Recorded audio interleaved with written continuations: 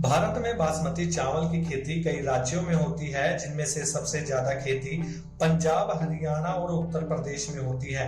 वहीं हरियाणा के अंबाला जिले में भी धान की फसल काफी ज्यादा तैयार की जाती है, क्योंकि अंबाला के ब्लॉक 1 को बासमती का क्षेत्र कहा जाता है। वहीं इस क्षेत्र में नहरें भी काफी ज्यादा है, जिसके कारण धान की रोपाई आराम से हो जाती है, क्योंकि धान की फसल को पैदा करने के लिए भारी मात्रा में पानी चाहिए होता है।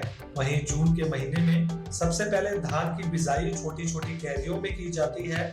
जब उसका बीज तैयार हो जाता है तो एक छोटा पौधा बन जाता है।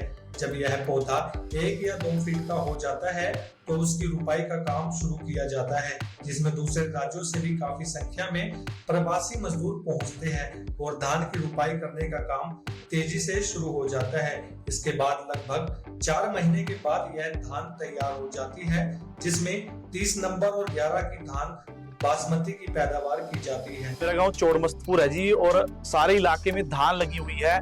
ठीक है, बहुत ही कम, थोड़ा लोग घास बो लेते हैं अपने जानवरों के लिए, ठीक है, या फिर गन्ना यहाँ हमारे इलाके में है नहीं है, दालें भी हमारे इलाके में नहीं है। तो अंबाला ब्लॉक 1 मेरा पूरा इलाका जो है उसमें तकरीबन जी धान ही लगी हुई है। और क्योंकि पानी अच्छा है, नहरें का जाल बिछा हुआ है और ट्यूबवेल का पानी जो है वो 300-400 फीट पर पानी आ जाता है।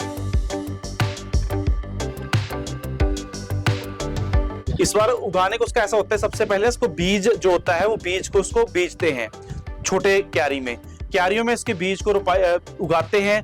फिर ये पौधे बन जाता है, तो छोटा ही गिट्ट का पौधा बन जाता है, तो उसको जो है रोपाई करवाते हैं। रोपाई इसकी होती है और रोपाई करने के बाद जो है 3 से 4 महीने लगते हैं। और अब इसकी जो कटाई है, जो हाइब्रिड बीज है वो सितंबर में कटाई शुरू हो जाएगी, बाकी अक्टूबर में इसकी कटाई जो है वो शुरू हो जाएगी। देखो ऐसा है जी, इसमें ना लगाने के लिए क्योंकि पौधा लगता है, पौधे की रोपाई होती है तो पानी चाहिए होता है। खेत की कद्दों करके ना उसमें पानी, इतना पानी कम से कम उसमें होना चाहिए। और जब धान लगाते हैं तो ये ध्यान रखना पड़ता है कि शुरुआत के 15-20 दिन जो है उसमें पानी खड़ा रहे, पानी ना सूखे, क्योंकि एक तो जो चूहे होते हैं वो पौधों को काट देते हैं, और दूसरा जो पौधा होता है उसको सूखने का डर रहता है। तो शुरू में 15-20 दिन कम से कम उसे, जब तक वो 2-3 फीट का नहीं हो जाता, कम से कम उसको जो है पानी जरूर चाहिए होता है। धान की अगर बात करें तो जी जून में हम जो है इसकी बिजाई करते हैं। पहले एक छोटे खेत में बिजाई करते हैं, उसका बीज तैयार हो जाता है तो वो पौधा बन जाता है।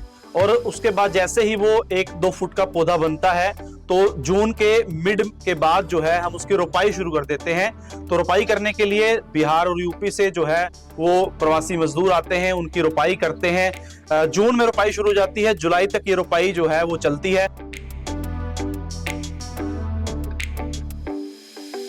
तो ब्लॉक 1 के क्षेत्र की अगर बात करें तो यहाँ 30 नंबर और 11 की सबसे ज्यादा, क्योंकि बासमती ये क्षेत्र है और बासमती ये किस्में हैं, सबसे ज्यादा बासमती यहाँ लगाई जाती है। और धान का कटोरा भी क्षेत्र को करनाल से इधर को कहते हैं। तो हमारे क्षेत्र में पानी ठीक है जी, पानी का लेवल ज्यादा गहरा नहीं है, तो हम धान ज्यादा लगाते हैं। और धान की अगर बात करें तो जब इसको पानी सबसे ज्यादा चाहिए होता है, पानी में इसको डूबे रहना चाहिए होता है। और उसके बाद की अगर बात करें तो जुलाई से लेकर इसमें खाद गिरनी शुरू कर देते हैं। 3 से 4 खाद जो है उसमें हम डालते हैं। और इसमें बीमारियों की बात करें तो छोटे बड़े जो पौधे हो जाते हैं वो बीमारी इसमें आती है, कई कीट जो है वो इसमें लग जाते हैं।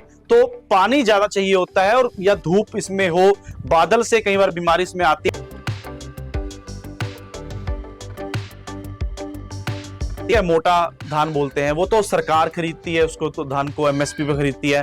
जो ब्रीक होती है जिसे बासमती बोलते हैं, वो प्राइवेट प्लेयर खरीदते हैं। तो उसमें तो अंबाला बेचते हैं, इस्माइलाबाद, ठोल, कोई भी मंडी है उसे प्राइवेट प्लेयर बेचते हैं। उसका रेट जो है वो बाजार के हिसाब से आता है, उसमें सरकार का कोई रोल नहीं।